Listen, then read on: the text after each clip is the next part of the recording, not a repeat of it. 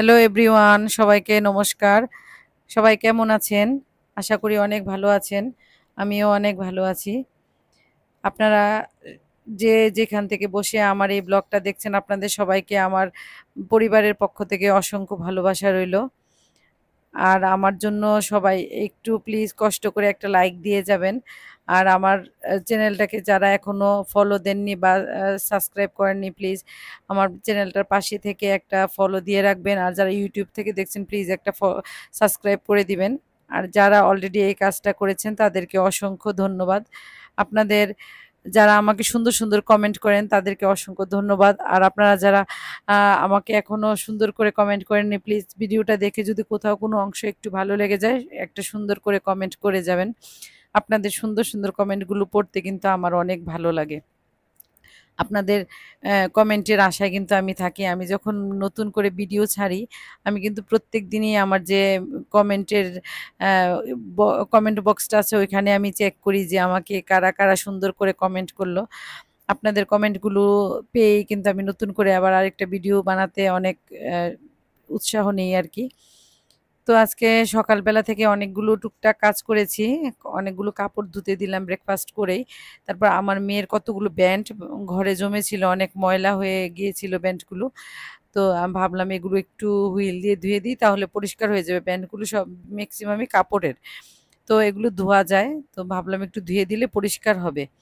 তো এজন্য ধুয়ে দিলাম। ধুয়ে আমি একটু পানিটা ঝরিয়ে তারপরে বাইরে দিয়ে দিব। বাইরে দিয়ে দিলে একদম শুকিয়ে যাবে আরকি।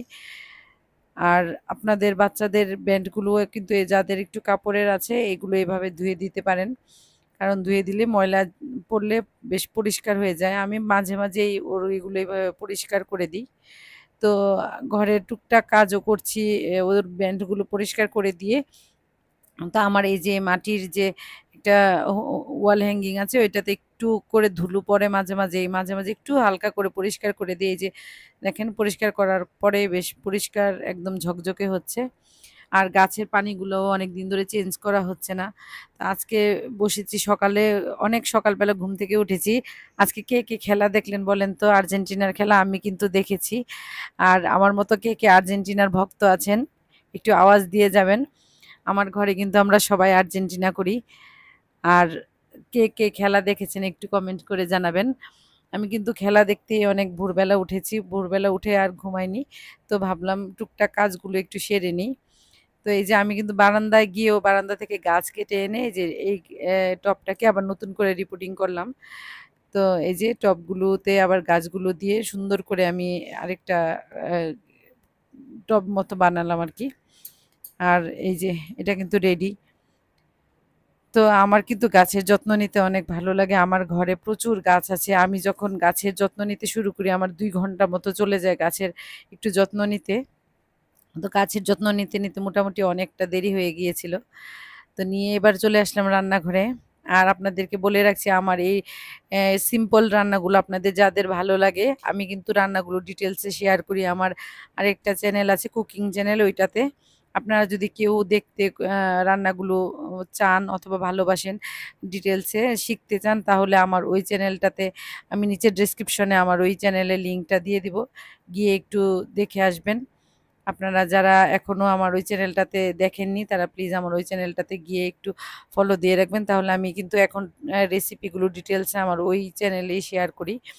আর এটাতে তেমন বড় করে রেসিপিটা শেয়ার করি না আরকি। আমার ওই চ্যানেলটাতেই আমি শেয়ার করি।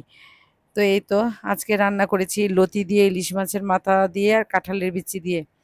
আর হচ্ছে অ্যা আলু সেদ্ধ করে ডিম দিয়ে অ্যা বড়া করে একটা রান্না করি আরকি আমরা। এটা আমার ছেলেও অনেক ভালোবাসে, আমার হাসব্যান্ডও অনেক ভালোবাসে।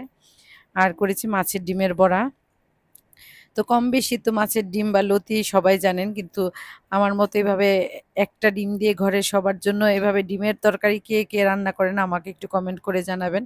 আর যদি কেউ এই তরকারিটা দেখতে চান রেসিপিটা ফুল একদম আমার ওই চ্যানেলটাতে কুকিং চ্যানেলে দেয়া আছে। একটু কষ্ট করে ওই লিঙ্কটা আমি নিচে দিয়ে দিব। আপনারা একটু দেখে নেবেন। আর সবাই প্লিজ আমি আবারও বলছি, আপনারা যারা এখনো আমার চ্যানেলটাকে ফলো দেননি প্লিজ একটা ফলো দিয়ে রাখবেন। আর যারা এখনো ইউটিউব থেকে দেখছেন আমার চ্যানেলটাকে সাবস্ক্রাইব করেননি প্লিজ একটা সাবস্ক্রাইব করে দিয়ে পাশে থেকে যাবেন, যেন আমি নতুন কোনো ভিডিও ছাড়লে বা কোনো ব্লগ শেয়ার করলে আপনাদের সাথে সেটা আপনাদের খুব তাড়াতাড়ি আপনাদের কাছে পৌঁছে যায়।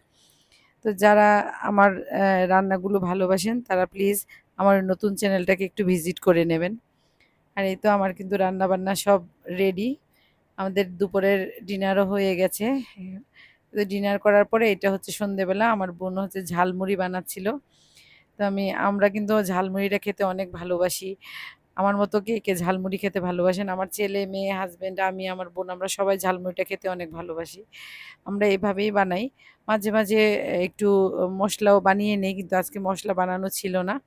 এই জন্য শসা টমেটো তারপরে পেঁয়াজ ধনেপাতা চানাচুর দিয়ে ভালো করে মেখে তারপরে হচ্ছে গিয়ে মুড়ি মাখাবে। আর এই যে দেখেন উনি বানাতে বানাতে একটু খেয়ে টেস্টও করে দেখছিল কেমন হয়েছে। তারপরে মুখে দিয়ে বলছে লেবু দেয়া হয়নি, পরে মনে হলো পরে একটু লেবুও দিয়ে দিল। আর এই যে আমাদের কিন্তু সন্ধ্যার সময়ের খাবারটাও রেডি হয়ে যাচ্ছে। আপনারা যারা এতক্ষণ ধৈর্য ধরে আমার ভিডিওটা দেখেছেন আপনাদের সবাইকে অসংখ্য ধন্যবাদ এবং অনেক অনেক ভালোবাসা রইল আমার পাশে থাকার জন্য। আর এতক্ষণ যারা পাশে ছিলেন তাদেরকে আবারও বলছি প্লিজ একটা লাইক দিয়ে যাবেন আর একটা সুন্দর করে কমেন্ট করে যাবেন। আপনাদের সুন্দর সুন্দর কমেন্ট পড়তে কিন্তু আমার অনেক অনেক ভালো লাগে। আর সবার জন্য অনেক অনেক ভালোবাসা রইল আমার পক্ষ থেকে। সবাই ভালো থাকবেন সুস্থ থাকবেন। ওই যে দেখেন আমার ছেলেটা কি করছে, এই হলো বাচ্চাদের অবস্থা। আর মুড়িটা এত ঝাল হয়েছিল, ঝাল খাওয়ার পরে এই যে গুঁড়া দুধ খাচ্ছে, এই হলো আমার ঘরের অবস্থা।